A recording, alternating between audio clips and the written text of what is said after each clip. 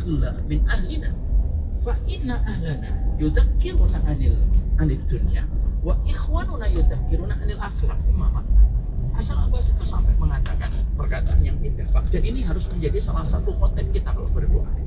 Keluarga saya itu mengingatkan saya tentang dunia, tapi ikhwan yang saya cintai, yang mereka itu bertemu saya dalam ketaatan, mereka mengingatkan saya tentang akhirat.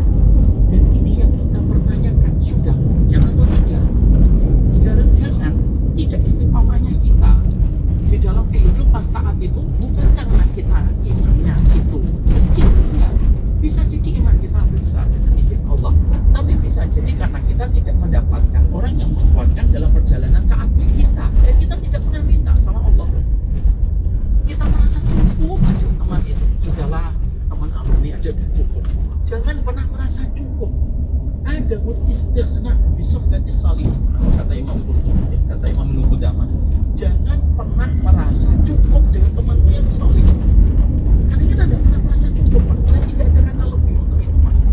Untuk kategori teman yang berkarakter nutrisi dan gizi yang dikatakan oleh Imam Ibnu Rajab tadi, itu kalau paling minim 40 lebih nggak apa-apa.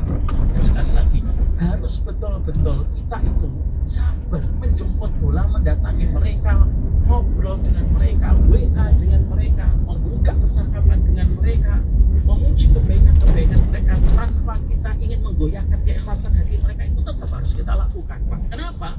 Karena mendapatkan kecintaan orang soleh itu harga yang paling mahal. Karena mereka bisa memberi syafaat kita, Pak, dalam kehidupan di akhirat kelak kita nanti. Janganlah pikiran kita, circle kita dibentuk dengan paham materialisme semuanya. Sekarang itu paham materialisme itu menciptakan budak-budak materialisme yang luar biasa. Urusan anaknya kolahir, urusannya duniawi. Supaya anaknya nanti kerja, supaya anaknya kerja di tempat profit.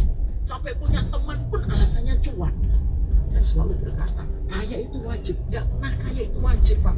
Kaya itu punya keutamaan, iya. Tapi kaya itu tidak wajib. Tapi memiliki teman yang salih, jangan pernah merasa cukup. Kalau kita tahu itu kurang, carilah. Dan kita betul-betul harus sabar. Wasbir nafsaka ma'al ladzina yad'una rabbahum bil ghadati wal 'ashyi yuriduna wajhah.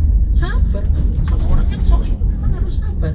Cara mereka bersikap, cara mereka bermuamalah, cara mereka berakhlak itu beda dengan orang yang tidak memiliki kesalehan dan dilupa sebagaimana mereka. Nabi bersama para sahabat, bersama dengan di antara mereka terkadang mereka menjumpai masalah, iya, tapi mereka selalu menyelesaikan masalah dengan cara yang paling indah. Contoh, Abu Dhar pernah punya masalah dengan Bilal, Pak, tapi cara penyelesaiannya juga baik, karena mereka dibangun di atas wadah, yang dibangun di atas keimanan kepada perkara akhirat, sehingga akhirnya cara untuk saling mengingatkan di antara mereka pun indah. Dua Abu Darda pernah punya konflik dengan Bilal, Pak. Kita tahu Bilal itu orang yang terdengar penampilannya di dalam surga, yang memberikan dan menebarkan itu adalah Rasulullah. Yang menarik adalah ketika Abu Dhar menerangkan strategi, lalu Bilal menyampaikan rokyungnya, pemikiran dia menurut versinya seorang Bilal. Ternyata perkataan Bilal itu memancing emosi Abu Dhar. Lalu Abu Dhar mengatakan, uskut anta ya ibna sauda, diam kamu, orang hitam dari perempuan hitam. Insya Allah Bilal, Pak, dengan kapasitas beliau sebagai muadzinnya Rasulullah, orang yang pernah dinobatkan bahwasanya suara terompahnya terdengar di surga, Bilal juga gak sombong-sombong amat, Pak. Kamu tahu gak, terompah saya aja terdengar di surga. Dan gitu, Pak.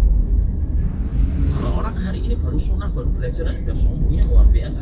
Pemilik sunnah dulu itu yang mereka dinobatkan pemilik sunnah itu, betul apa?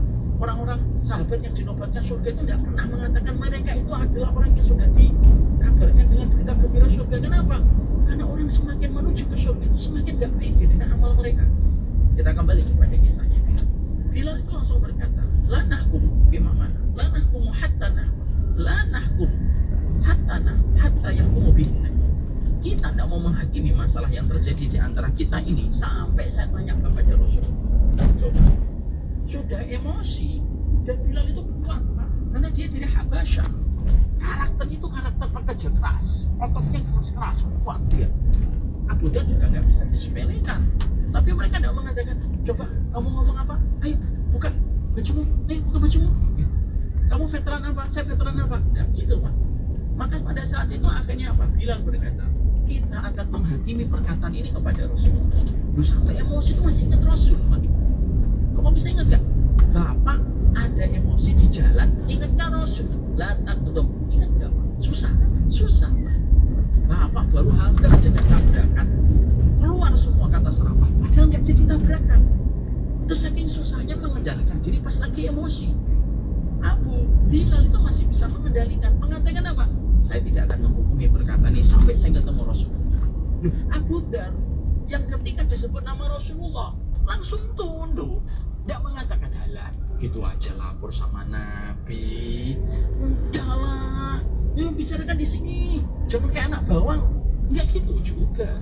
Abu Dar juga ngikut Pak kepada Bilal. Itulah orang-orang yang mereka telah disatukan dalam perkara akhirat Pak. Itulah nutrisi. Datanglah mereka kepada Rasulullah, walaupun akhirnya dalam akhir riwayat ini Rasulullah mengingatkan kepada Abu Dar, innaka murun fika jahiliyah. Hei, dan sesungguhnya dirimu masih ada perkara jahiliyah. Itu yang kita harus paham. Jadi akhirnya teman berkategori nutrisi itu paling simpel, kita untuk muhasabah. Kita harus refleksi. Sudah berapa teman